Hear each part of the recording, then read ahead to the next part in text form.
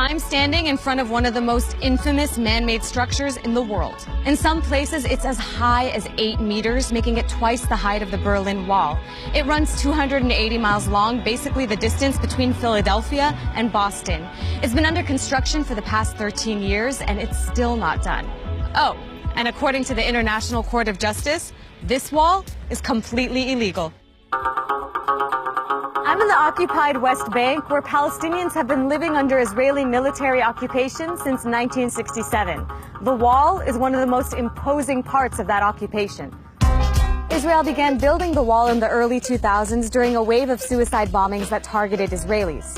The Israeli government calls it the separation barrier or the security fence and says the aim is to keep out Palestinian attackers. But thousands of Palestinians still manage to get across every day looking for work. So, if the wall doesn't stop people from crossing, then what does it do? Let's take a look at the root of the wall. You'd think a wall meant to stop people from entering its territory would be built on Israel's border. But 85% of it is inside the occupied West Bank on Palestinian land. International law says it's illegal to build settlements like these on occupied territory. But this is one of over 200 settlements and settler outposts housing 500,000 Israelis in the occupied West Bank. Technically, these settlers live outside of Israel proper, but the wall has shifted the boundary between Israel and the West Bank to swallow up more Palestinian land. When the wall is completed, an area the size of Chicago will have been added to the Israeli side of the wall. While settlers who live west of the wall are full Israeli citizens with rights and benefits, the Palestinians who live in that same territory have none. This is the village of Dab'a near Qalqilia. It's just one of many Palestinian villages that lost at least half of its land to the wall. Israel used dynamite to clear the path for the wall, damaging homes and the local school. In some parts, the wall is made of concrete, and in other parts, it's fencing, depending on the proximity to Palestinian homes.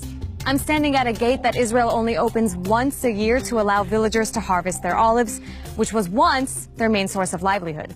What happens when the wall cuts right through a neighborhood? This entire Palestinian village called Hizma has been walled off from the rest of Jerusalem, except for the homes of a couple of Palestinian families that got stuck on the Israeli side of the wall. And people here aren't even allowed to go visit their old neighbors. Hizma is technically part of Jerusalem, meaning it's on Israel to provide the villagers services like trash pickup and security. But it doesn't, and the villagers are basically forced to fend for themselves. You'd think the biblical city of Bethlehem would have a booming tourism industry. But here, you can find one of the clearest examples of how the wall has devastated the Palestinian economy. Many businesses have shut down and families have left. When it's completed, Bethlehem will be completely cut off from its agricultural land, its churches, and more. The wall, along with a series of illegal Israeli settlements, are physically strangling the city, and it can't expand. And because of the wall, most Palestinians coming from Bethlehem cannot take this road to nearby Jerusalem. You can only get through this checkpoint if you have a special permit, which most Palestinians can't get.